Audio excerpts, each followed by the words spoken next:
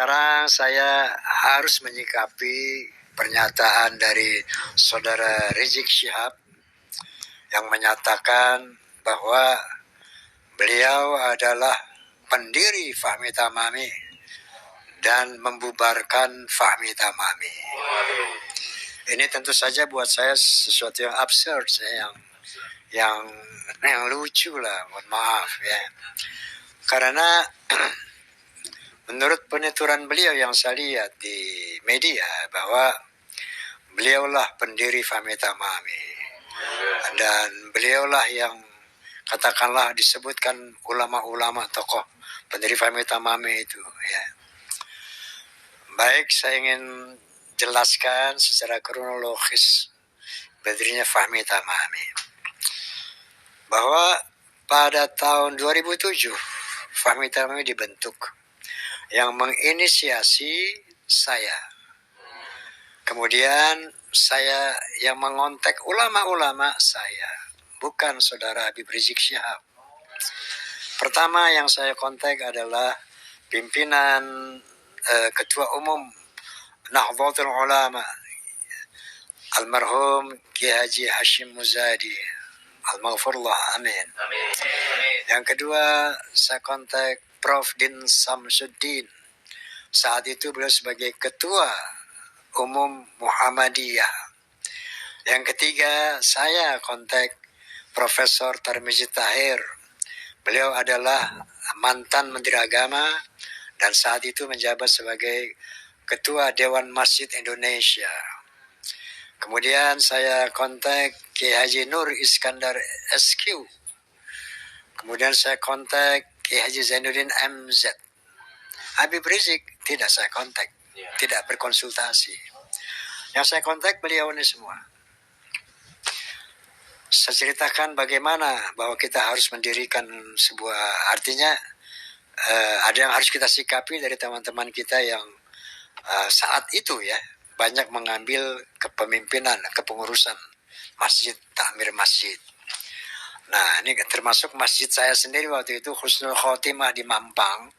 Ternyata kepengurusannya sudah beralih dan pola peribadatan juga beralih. Nah, ini saya sampaikan kepada beliau-beliau tadi. Apakah ada di NU, apakah ada di Muhammadiyah?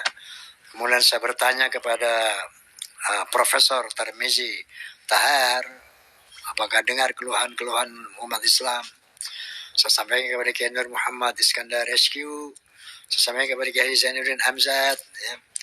Nah, yang berkomunikasi saya, bukan Saudara Rizik Syihab. Kalau Saudara Rizik Syihab menyebutkan nama-nama itu, beliau tahu dari foto yang saya buat, foto penggagas, foto yang merestui apa ini, pendirian ini. Lalu diantar oleh sekjen yang ketiga, yaitu Kiai Haji Lutfi Zubaid. Antar nih ke rumah Habib Rizik Syihab, serahkan nih. Jadi beliau tahu tuh nama-nama ulama yang kemarin dia sebutin sama beliau. Tahunya dari foto itu. Bukan beliau berkomunikasi, nggak ada. Saya yang komunikasi. Oke. Nah, jadi begitu saya komunikasi sama beliau-beliau semua, saya ke rumah Zainuddin Hamzat, saya nyatakan ini bahwa ada kepentingan kita membuat organisasi. Ya, karena untuk mengcounter sesuatu yang ya katakanlah mohon maaf ya berseberangan dengan akidah yang kita imani, itu harus ada sebuah perkumpulan. Karena ada athar dari Sayyidina Ali karamallahu wajhah yang berbunyi begini, al-haqqu bila nizam yughlibuhul batil bin nizam. Sesuatu kebaikan, kebenaran yang tidak terorganisir akan dikalahkan oleh kebatilan yang terorganisir. Maka kita dirikanlah Fahmi Tamami. Nah, adapun saya menjadi ketua umum Fahmi Tamami saat itu karena saya didaulat oleh Kiai Haji Hashim Muzadi dan teman-teman bahwa karena Roma yang bergerak pertama, Roma yang menginisiasi pertama, maka Roma Irama ketua umum. Nah, jadi dari saat itu sampai saat ini, Roma Irama alhamdulillah masih jadi ketua umum Fahmi Tamami, Forum Silaturahmi Takmir Masjid dan Mushola Indonesia. Nah, adapun nama Fahmi Tamami itu yang bikin Roma Irama, yang menginisiasi ormas ini Roma Irama. Saya yang bikin Fahmi Tamami. Dari mana? Fahmi dari bahasa Arab itu faham, pemahaman. Tamam itu sempurna. Fahmi Tamami, pemahaman yang sempurna. Maksudnya dalam rangka menjaga akidah Ahlussunnah wal Jamaah yang tamam. Kemudian saya juga yang membuat logonya. Logo masjid dan musola. Ada 2 kubah, besar dan kecil. Saya yang bikin logonya. Nah, kemudian yang membuat ADART, saya bersama sekjen yang pertama, yaitu Saudara Haji Tatang Mukhtar. Beliau adalah waktu itu Panglima Banser. Saya, Saudara Mukhtar, dan dibantu oleh beberapa ulama. Di Masjid Husnul Khotimah, kita buat itu ADART. Rizik Syihab nggak ada. Nggak ikut campur. Nah, kemudian setelah kita deklarasikan pada kalau nggak salah Ramadan itu ya, kalau nggak salah 12 September tahun 2007 kita deklarasikan, juga nggak ada yang namanya Saudara Rizik Syihab. Deklarasi nggak ada, bikin ADART, semua nggak hadir, nggak ada. Beliau menandatangani ketika di Rumah Zainul MZ, ada beliau. Dan atas saran daripada Kiai NU dan semuanya, ya pendiri itu cuman ya cukup 3 orang saja. Saat itu ada saya, Kiai Zainuddin, kebetulan ada Saudara Rizik Syihab. Nah, ikutlah tanda tangan saya minta. Itu aja peran beliau itu. Bukan saya pendiri Fahmi Tamami, sekarang saya bubarkan. Itu buat saya jadi astagfirullahaladzim, nggak begitu. Itu sesuatu yang nggak masuk akal sama sekali. Astagfirullahaladzim. Nah, mohon maaf kalau saya ketawa nih, bukan mengejek, tapi kaget saya. Kok bisa beliau menyatakan begitu berani, menyatakan saya pendiri. Yang pendiri banget tuh Roma Irama. Yang banget pendiri. Oke? Nah, saya ceritakan bahwa setiap ormas atau orpol itu harus mendaftar ulang setiap 5 tahun secara periodik. Nah, Fahmi Tamami, karena saya sibuk melantik daerah-daerah, wilayah-wilayah sampai ke seluruh Indonesia, 30 provinsi kurang lebih sudah dilantik. Itu kita abai, lupalah nggak ke situ gitu, nggak mengurus SK ulang gitu kan. Nah, selama kita mengadakan tur pelantikan itu ke berbagai daerah berdarah-darah, luar biasa capeknya, dibantu oleh sekjen, karena ada pergantian 3 kali sekjen. Yang pertama adalah sekjen Fahmi Tamami adalah Haji Tatang Mukhtar, Panglima Banser. Yang kedua Ki Haji Munahar Mukhtar, almarhum, itu Ketua MUI Jakarta. Digantikan lagi dengan sekjen almarhum Ki Haji Lutfi Zubaid. Ada yang sekarang adalah Ki Haji Anas Kurdi. Ya. Nah, ini dari pergantian Itu nggak ada yang namanya saudara Rizik Syihab ikut-ikut kali gitu memberi ceramah kali tentang Fahmi Tamami. Nggak ada. Rapat-rapat MPP Fahmi Tamami, apakah beliau pernah hadir? Nggak pernah.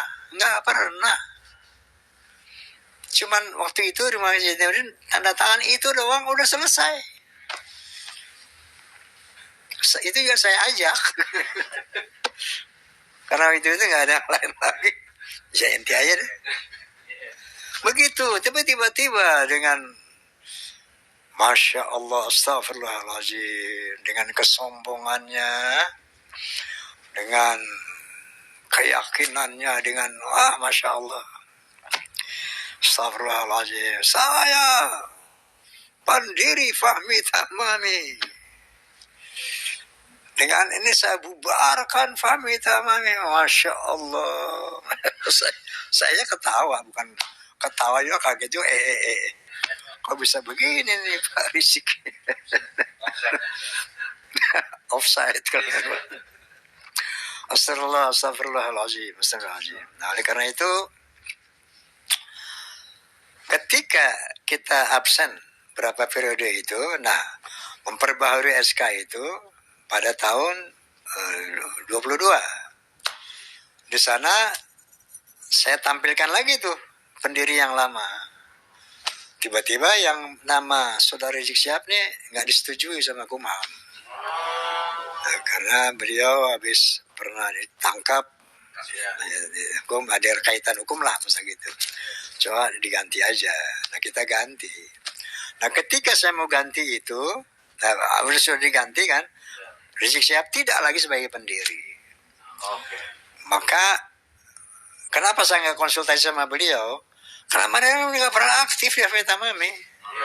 Nggak ada aktivitasnya, nggak ada. Jadi konsultasi nggak percuma juga. Nah, jadi Fahmi Tamami sekarang ini, Fahmi Tamami adalah Fahmi Tamami Aswaja. Oleh karena itu, yel-yel ke depan, yang dulu kan Fahmi Tamami ukhuwah Islamiyah, Fahmi Tamami ukhuwah Wataniyah, Fahmi Tamami ukhuwah Basyariyah, itu tetap menjadi tujuan kita, menjadi harapan kita, ya.